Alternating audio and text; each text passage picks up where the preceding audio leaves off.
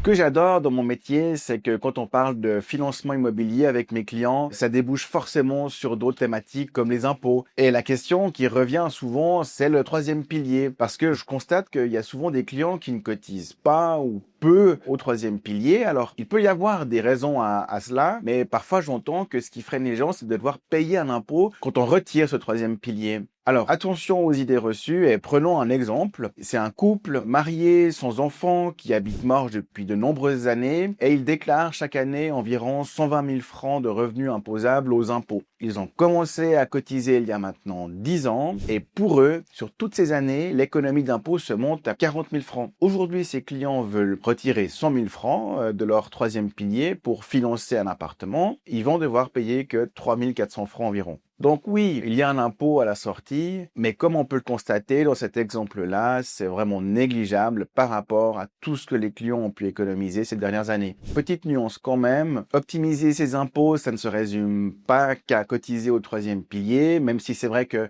c'est un outil puissant pour le faire. Cela doit s'inscrire dans une stratégie globale, comme toujours, et là aussi, je vous aide à prendre les bonnes décisions.